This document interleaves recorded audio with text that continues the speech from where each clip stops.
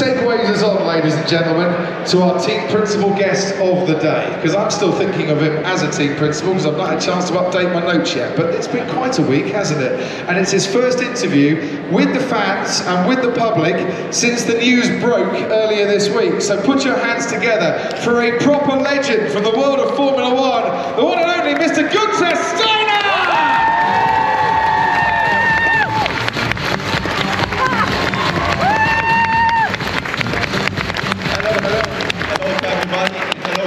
Hello. You made it then? Yeah, especially for you. No, I came for the people. Thank you. Not for you, Crofty. There were a few people wondering whether you were going to turn up or not this week.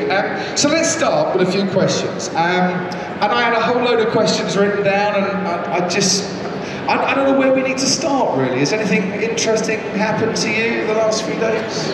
No, not really. You know, I mean, just had a good Christmas break. You know, everything went well. Then I had New Year, and everything was even better. Marvellous. We've seen Drive to Survive. We've seen that you don't like picking up the phone to Gene very often. When did the call come? Can I start with just something, Crofty, from my side?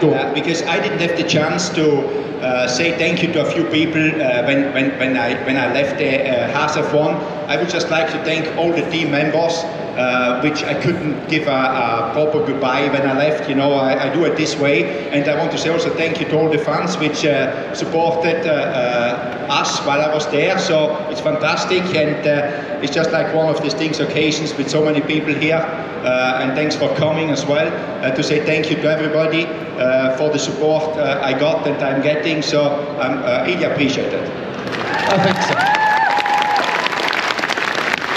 Because actually, before we get into the nuts and bolts, as a man who's been there at Haas from the start, has built that team up, and has pretty much employed everybody that was there, the chance not to say goodbye to your people must have stung a little bit.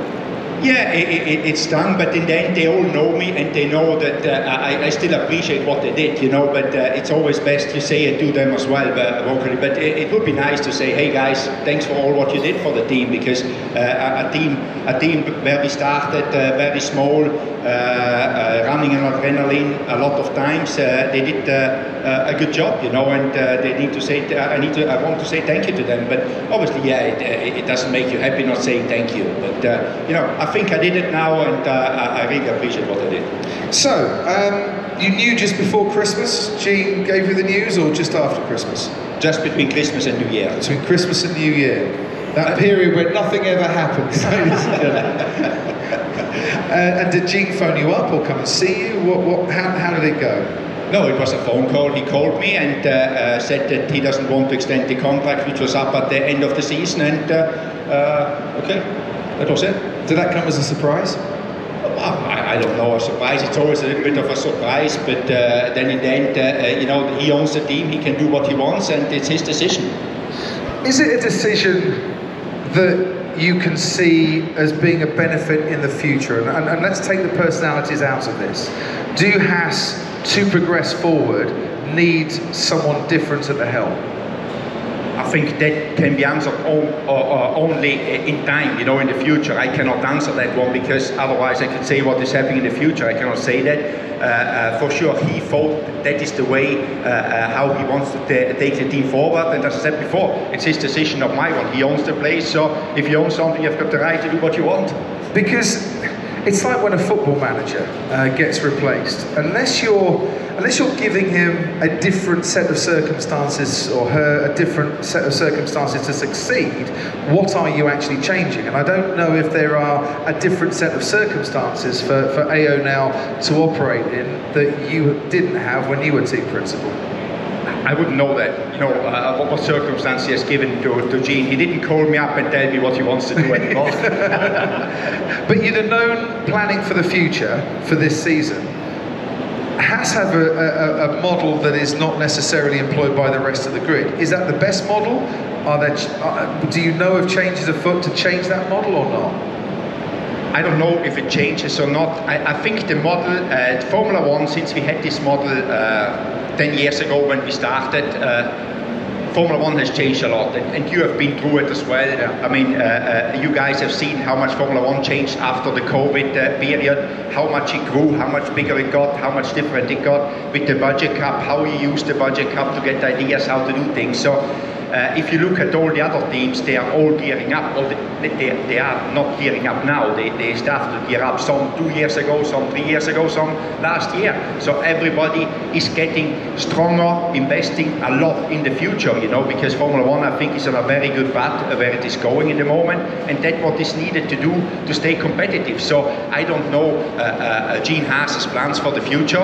As I said before, he didn't share them with me, so, and he doesn't have to, by the way. I want to make that one clear as well. You know, I'm actually not really interested in it anymore. So, but on the other side, I see where other people is going, and the model we started in the beginning, I think it was a very good model, but maybe it's not time relevant anymore. But who I am to say that? The cost cap is a wonderful thing, but you need to spend before the cost cap to get to a level where you can then compete, because you can't then do it necessarily under the cost cap. Correct, you need to invest outside of the cost cap to get the best out of the operational cost cap. It's like, I wouldn't say it's very complex, but you need to think about really how to get, how the operational cost cap money, how can you get most out of it to make the car go quicker? And that is normally because you invest in something to do that, you know, and that needs to be done, and that I think is a lot of people picked up on that one years ago and started to invest in how to be efficient by spending money in capital investment and then getting the operational to be more efficient. So what was your best time in charge of Haas? What's the bit where we go for a beer later and you say, Crofty, do you remember that day? That was incredible. I think there was two moments when we went out testing in 2016 in Barcelona the first time, you know, when you say, wow, it really happened, we are now on the racetrack. And then obviously when we scored points at our first race in Australia, is something, because there was so many naysayers at the time, and maybe you were one of them, that it will never work, you know, so be careful, Crofty, what you say now. But it's like, and then you go out there, all these people, oh, this can never work, how it is done, you know, and then you go out there and score points. That's pretty cool, you know, and that is the moments you remember. But I think over the 10 years in the team, there was a lot of good moments as well, you know, finishing 5th in the championship in 2018. I mean, in our third year, that was something I don't think many people have done before, so you always remember them days. I always cheer for the underdog, and I always root for the underdog, and I loved following your progress. And to be honest, there was a bit of a misty eye when Kevin got pole in Sao Paulo that time, and you and Kevin embraced in the pit lane, and not a single door was smashed in the making of it. It was fantastic.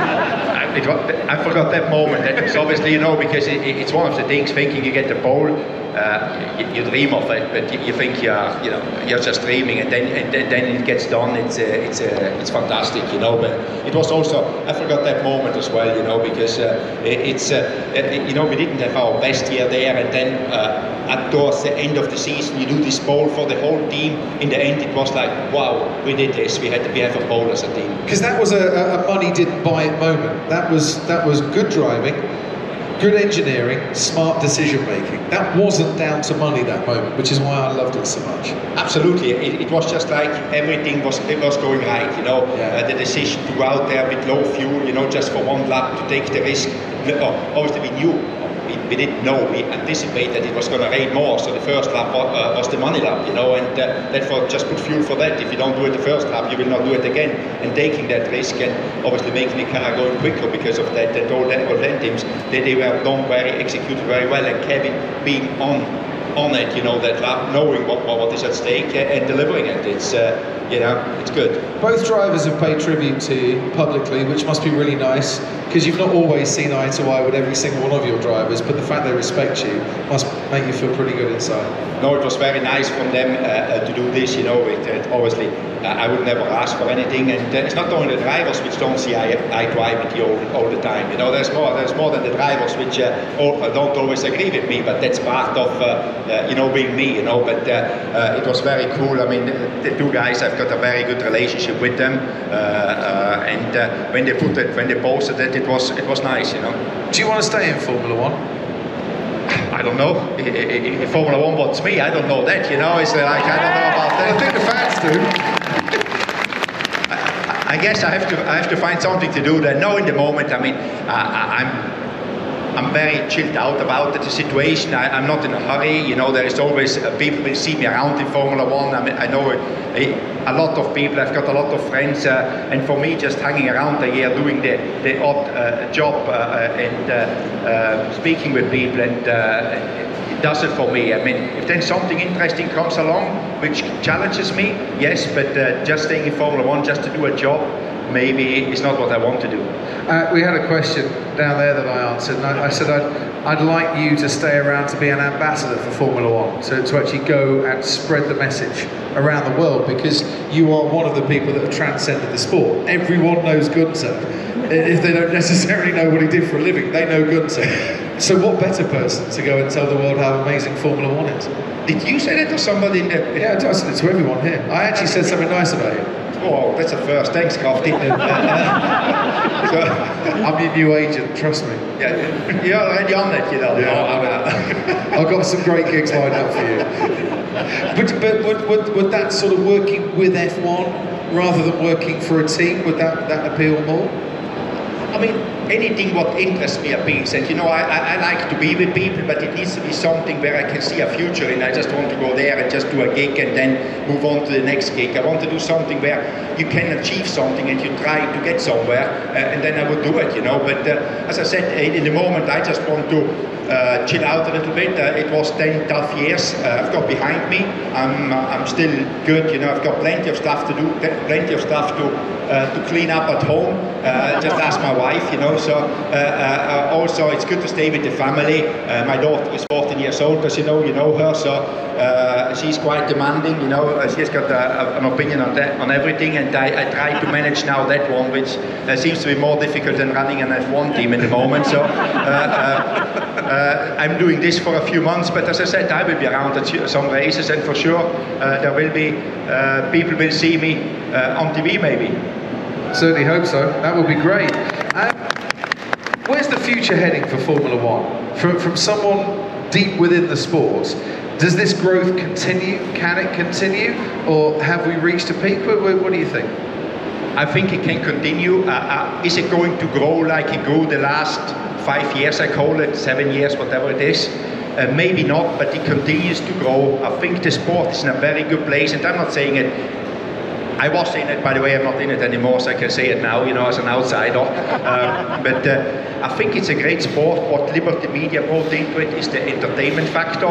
People, motorsport fans, were worried that the entertainment takes over the sport. I think it's managed very well, that the sport is still the focus, the race is still what we go there for, and then you put a lot of stuff around it, which people want these days, is, you know, we want to be entertained all day long in anything. So I think the sport will be growing, but even if it is just stabilizing for a few years, it's success, because the growth rate over the last years was so immense that if you think we can keep on growing like this, that is not possible. So, but I think it has got a great future. I mean, there is strong teams out there. It is very solid, everything. So I don't think, if not anything strange happens, you know, like economic meltdown or some pandemic again, it will be going strong. Does it matter that one team dominates? That will end as well. I mean, this is a period, in my opinion, you know, I think the teams next year, some of them will catch up. Look what McLaren did last year in 23. They catched up pretty quick. It can come any race, it can come that somebody catches up, because the regulation stays stable. There is a limit what you can develop, and it's just everybody's going to that point, the good teams. So, and then for sure in 26, I think the cars are given new with the new regulation, new engine regulation. There will be a complete change in everything in 26, in my opinion. You know, so I think the sport will stay interesting, and the domination. I think obviously Max last year he dominated a little bit, just a touch, yeah. So, but I think he's in the best car, and I think he's the best driver in the moment. So, but there's other good drivers and other good cars out there which will be coming up this year. So we got some questions from our audience, but before we do that, I actually have had a text message from the series producer of Drive to Survive, and he said, "Could you just pass on a message to Guenther?" And it reads, "Dear Guenther, we're fucked." I mean, hey, I'm not. Tell them to send a check, you know, then we are good to go again. But hang on a minute, aren't you meant to be the executive producer of a brand new comedy series based on Formula One, like The Office with Ricky Gervais? Is that right? I think everybody got ahead of a little bit of themselves there. Obviously, CBS was looking into it to find a script, but in the moment, nothing has come up which is of interest to do. So, in the moment, it's a good idea, but there is no facts behind it. But I think Swearing with Steiner could be a magnificent comedy series. I didn't swear once here. You see, I didn't swear once because I know I'm not allowed, because you picked me up once on TV, which I thought it wasn't swearing. I didn't know that was classified as a swear. So I was like almost embarrassed, you know. Seriously, the flack I got for that. How could you possibly tell Guenther Steiner not to swear? Because Ofcom say I have to, ladies and gentlemen. Right, who's got a question for Guenther Steiner?